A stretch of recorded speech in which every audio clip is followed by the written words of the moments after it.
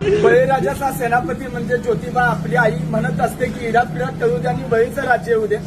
या बळीराजाचा सेनापती म्हणजे ज्योतिबा तो पंजाबात होता आणि पंजाबातून त्याला दक्षिणेत पाठवला. त्याच्या आरतीत सुद्धा तसा उल्लेख आहे. उत्तरेचा राणा दक्षिणे आला आणि दक्षिणी केदार नाम पावला.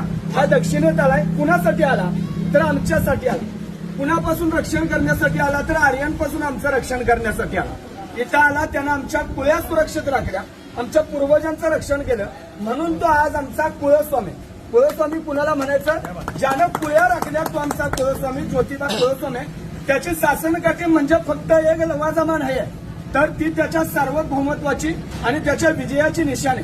कोणीही लोक येतात इथं आणि भोळ्या भक्तिभावाने येतात आणि त्याला अर्पण होतात. महत्वाचा मुद्दा असा की या बळीराजाचा सेनापती ज्योतिबा, त्याचे 7 भागातले खंडणी वसूल करणारे अधिकारी म्हणजे खंडोबा, शेतातला महसूल गोळा करणारा अधिकारी म्हणजे म्हसोबा आणि इथनं कोकणात ज्यावेळी माल घेऊन जायचे लोक त्यावेळी जर ज्योतिबाला टॅक्स दिला नाही तर ज्योतिबाला खेटे घातले जायचे. खेटे कशासाठी? आज पोलीस स्टेशनला जसे खेटे असतात तसे खेटे. आणि आज आपण वेगळ्या कारणाने खेटे घालतो, माझी नोकरी लागू दे, मला मूल बाळ होऊ दे, त्याच्यासाठी नाही. हा ज्योतिबा आपला पूर्वज आहे ज्याच्या पाठीमागे बा म्हणजे भैरोबा, मसोबा, बिरोबा, खंडोबा, चाकोबा, सवोबा, नाईकबा, ज्योतिबा, विठोबा आणि ज्याच्या पाठीमागे आई मर्याई, मसाई, टेमलाई, तुळजाई, जागाई, जोकाई, रघुमाई ही आमची आई आणि आमचे बाप ही आमचे पूर्वज आहेत आणि ही आमची दैवत आहे. त्यातला ज्योतिबा हा आमचा आहे आणि त्याची शासनकाठी आपण ज्यावेळी घेऊन येतो त्यावेळी प्रत्येक भागाचं ते प्रतिनिधित्व करणारी शासनकाठी असते. महत्वाचा मुद्दा त्याच्या पलीकडे जर जाऊन बघितलं तर ज्योतिबाचं मंदिर बांधलं कुणी? महाजी शिंदे नावाचा एक मराठ्यांचा सेनापती होता.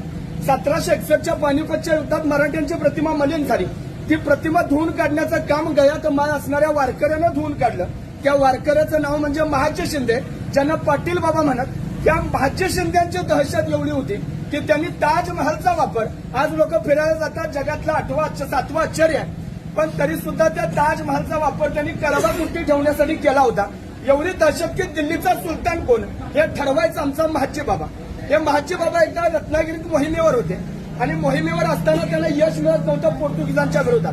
ते नवस बोलले की तेव्हा मला या मोहिमेत यश मिळू दे, मी तुझा देवस्थान या ठिकाणी कोल्हापूरला निर्माण करतो. आणि म्हणून रत्नागिरीतला देव म्हणून या गावाचं नाव आहे वाडी रत्नागिरी. रत्नागिरीतला ज्योतिबा इथं बसले. ज्योतिबा हे या गावाचं नाव नाही, ज्योतिबा हे या देवाचं नाव आहे.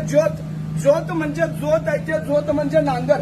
हा शेतकऱ्यांचा कष्टकऱ्यांचा राजा आहे. म्हणून याला तुम्ही आम्ही भोळे भाविक बघत आहोत. इथं कुठलेही त्याच्यासाठी मोठा गाजावाजा नाही किंवा कुणी प्राणबळी कसलाही हत्या नाही.